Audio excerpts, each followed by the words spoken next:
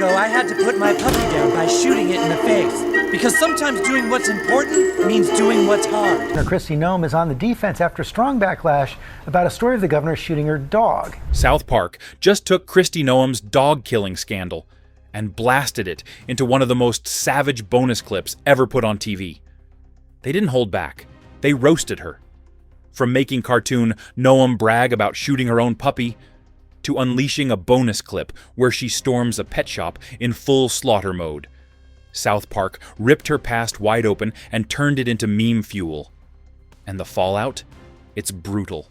And I had a choice between keeping my small children and other people safe or a dangerous animal, and I chose the safety of my children. In their new season, South Park didn't just take a jab, they went nuclear. The writers grabbed Noem's real confession, twisted it into a grotesque parody, and unleashed a version of her that makes Cruella de Vil look like a pet sitter. And then came the bonus clip, a scene so brutal that fans immediately knew it would go viral. Whoa, whoa! Now we'll ask the same determination of you. The episode itself already pushed boundaries. Inside an ICE recruitment parody, animated Kristi Noem faced the camera and declared, "As the face of Homeland Security, I'll be leading the way. And together we'll make sure everyone is in this country legally." That alone would have been enough to trend. But Trey Parker and Matt Stone didn't stop there.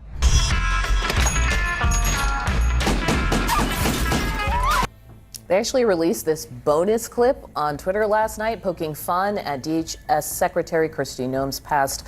Savage doesn't even begin to cover it. This wasn't a blink and you'll miss it gag.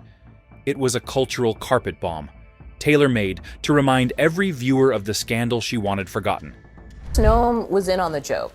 She and ICE used the show as a recruitment push on social media, but it was fun until it wasn't. Predictably, Kristi Noem didn't laugh. On Glenn Beck's show, she brushed the clip off as lazy and petty, complaining that South Park didn't criticize her policies. They attacked her looks.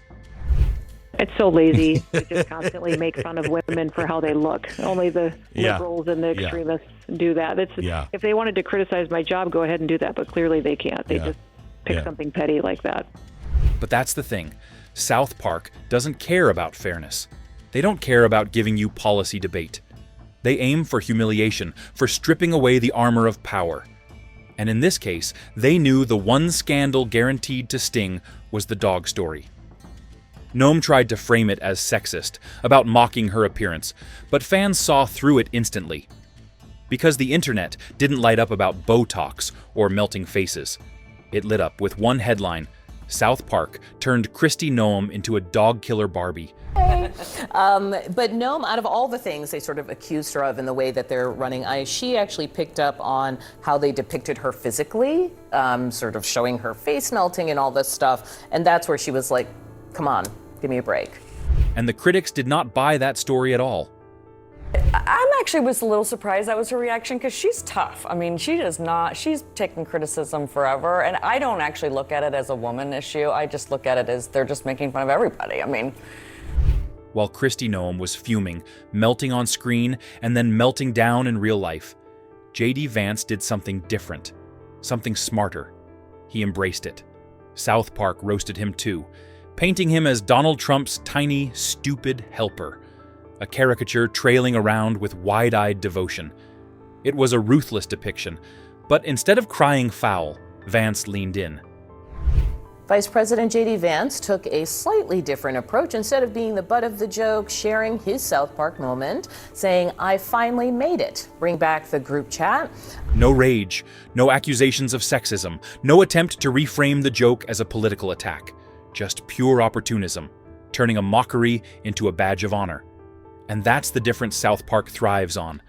The show doesn't just parody politicians. It reveals who they are when the spotlight burns hottest. Noem lashes out, accuses bias, and looks defensive. Vance shrugs, posts memes, and cashes in on the free attention. The administration split is where South Park's brilliance shines.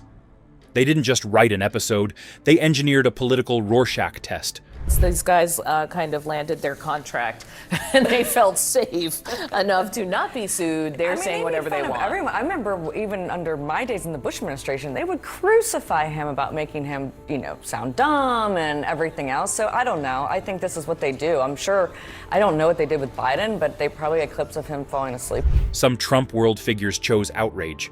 Others chose irony. And both played right into South Park's hands. Because whether you scream about sexism or laugh at your own expense, the result is the same. The clip spreads, the memes multiply, and South Park dominates the conversation. Interesting is that this is the audience they've always been going after. When we look at the changes that ICE is making in its hiring policy, they're now offering recruits as young as 18 the option to come in, kind of changing their age cap. They've got a $50,000 signing bonus, $60,000 student loan repayment. But what I hear in South Park and what I see in podcasting manosphere land is like they're not talking about ICE in a positive way. In a way, Parker and Stone set a trap, and Washington walked right into it. Why did Noem get hit harder? Let's be real. J.D. Vance never admitted to shooting a dog. Kristi Noem did. That gave South Park the kind of ammunition comedy writers dream about. They didn't have to invent a scandal. They just exaggerated the one she already confessed to. So when Noem complained about them mocking her looks, the internet didn't care. Because everyone remembered the page from her memoir, The Dog Named Cricket, The Bullet, The Scandal. That's the scar South Park reopened. And the bonus clip, The Pet Shop Massacre, made sure no one would forget it again.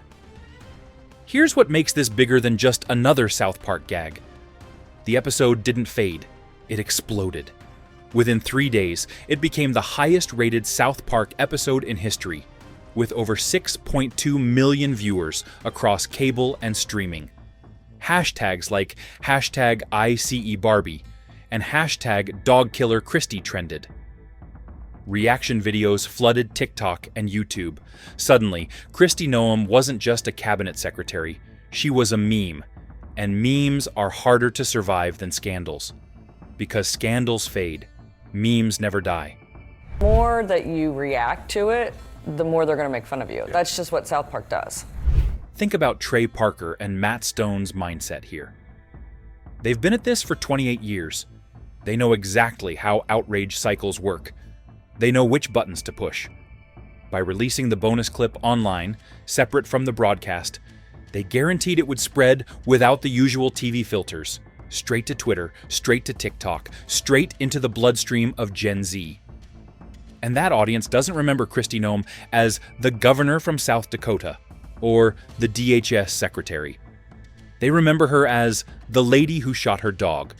Now, thanks to South Park, they also see her as the cartoon monster who slaughters puppies in a pet shop. That's the power of satire in the age of virality.